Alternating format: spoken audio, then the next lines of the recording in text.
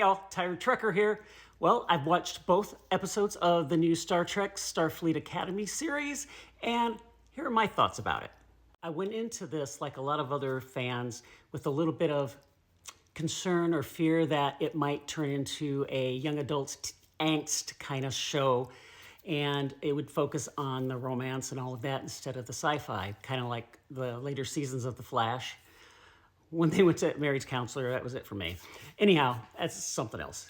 I will say that I was pleasantly surprised that it was not that, at least so far, and I'm hoping it'll stay this way. I enjoyed those 2 episodes. Holly Hunter is fabulous. I like the quirks of her captain. I just hope they don't go too far over the edge of the quirkiness, because a little goes a long way. Let's see. The cast, I thought all of the actors did a great job.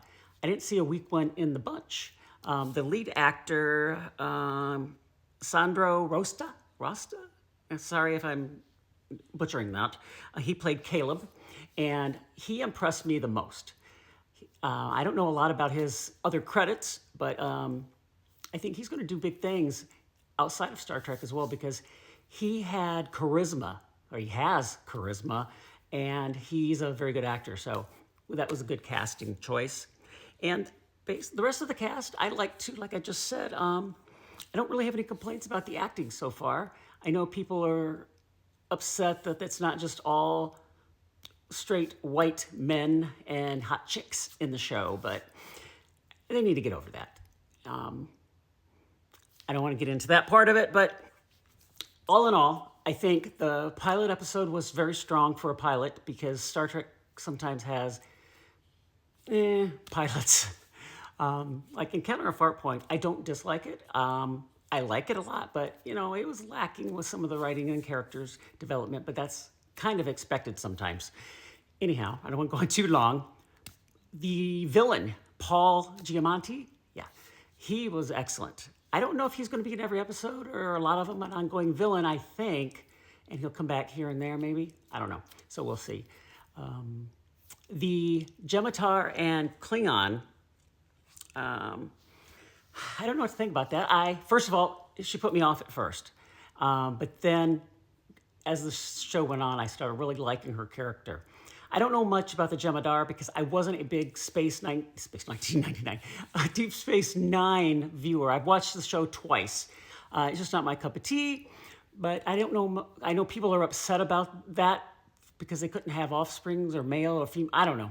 Anyhow, y'all know more about that than I do. But I ended up liking the character. My fear about the bridge crew, not the students, is it's going to turn into like Discovery, where we have a lot of likable characters, but we don't know anything about them. Because that was one of my biggest pet peeves with Discovery, is the bridge crew I loved, but we hardly knew anything about them. And at least on Strange New Worlds, we're getting more in depth with those bridge crew characters. So I hope we do get to see a little bit more of those bridge crew characters, because the actors seem like they did a great job.